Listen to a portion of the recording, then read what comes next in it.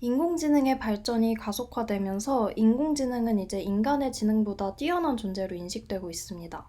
인공지능의 진보는 지금까지 인간이 만든 정보와 데이터를 학습하여 이루어졌습니다.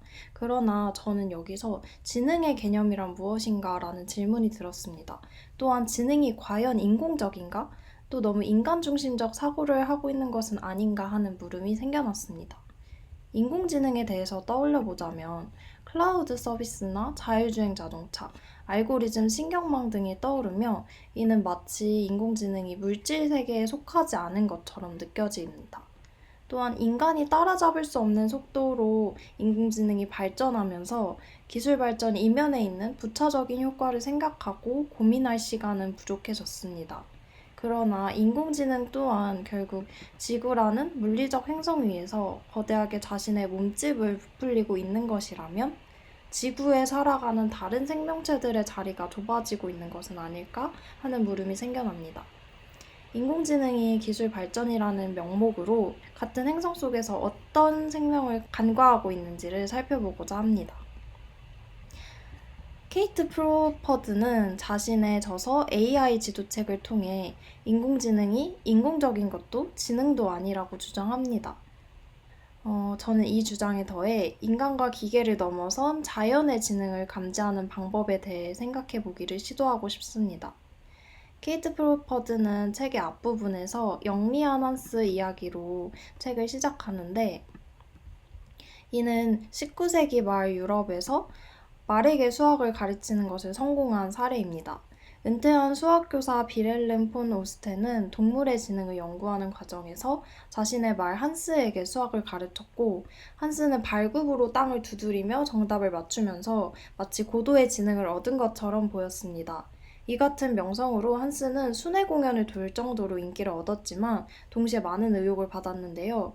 결국 독일의 교육위원회에서 조사를 통해 한스가 사실 질문자의 무의식적 신호를 통해 정답을 알아냈다는 사실을 밝혔습니다.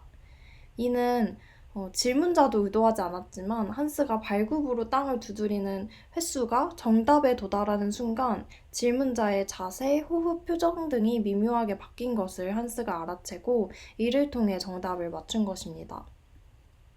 이 영리한 한스 이야기를 살펴보면 우리는 지능을 너무 편협하게 고려하고 인식하는 경향이 있다는 것을 알 수 있습니다.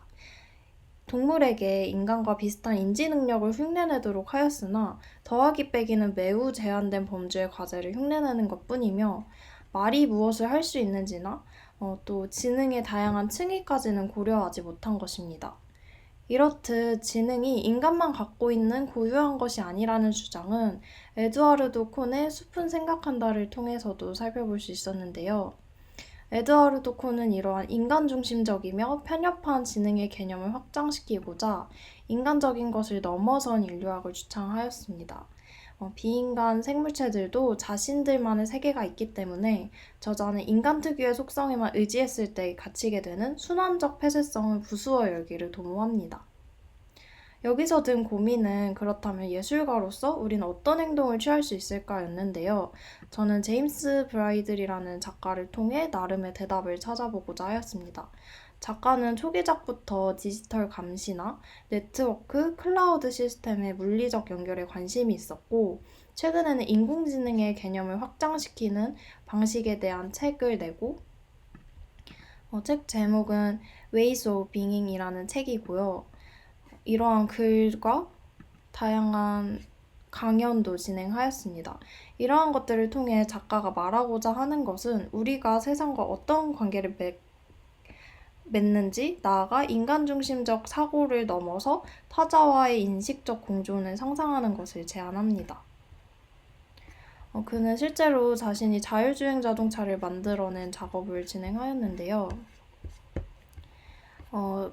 직접 코딩으로 자율주행 자동차를 만든 다음 이것을 다시 덫에 가두는 작업을 진행하였습니다. 이 작업을 통해 작가는 인간과 기계가 공유할 수 있는 감각의 지점은 어디인가에 대한 질문을 느꼈다고 하는데요. 이 질문은 단순한 기술적 흥미를 넘어서 우리가 다른 존재와 관계 맺는 방법에 대한 철학적 질문으로 확장되었습니다. 작가는 전통적으로 지능은 두뇌 속에서 일어나는 일로 간주되었지만 사실 지능은 언제나 세계 안에서 관계 속에서 나타낸다고 정의 내립니다. 그는 이러한 감각을 인간 이외의 존재에서도 찾아 감각적 상호작용의 세계를 확장시켰는데요.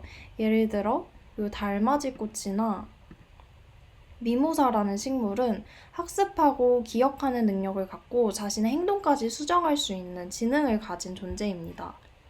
또 슬라임몰드라고 불리는 이 점균류의 경우 인간이나 컴퓨터도 하지 못하는 효율적인 경로를 찾아내는 데 익숙하다고 합니다. 실제로 과학자들도 점균류와의 협업으로 문제를 해결하려는 시도를 하고 있습니다.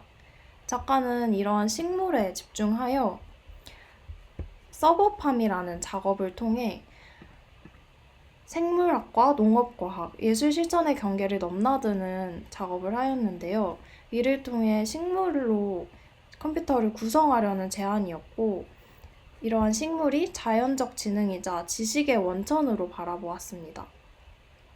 우리는 이러한 작업을 통해 지능이란 혼자서 발휘하는 것이 아닌 다른 존재와의 연결 속에서 더 효과적으로 작용할 수 있다는 것을 알 수 있습니다. 이처럼 우리는 이제 더 많고 발전된 인공지능이 아닌 더 넓은 지능에 대한 가능성을 생각해 보아야 합니다. 이는 인간 바깥 존재들과 함께 생태계 전체와 협력할 수 있는 다중적이고 상호적인 지능이 될 것입니다. 인공지능은 인간이 데이터로 만들어낸 것들을 학습하여 발전하였지만 이제는 데이터 밖의 세상을 바라보며 데이터의 범주에 들지 않는 것은 무엇인지 생각해 보아야 할 것입니다. 비인간적인 것들의 비인간적인 지식은 우리가 지금까지 외면해온 또 하나의 지성입니다. 그 세계를 감지하고 표현하고 들여다보는 일은 어쩌면 인간 중심의 인식에서 벗어나 새로운 존재 방식과의 감각적 대화를 여는 첫 걸음이 될 것입니다.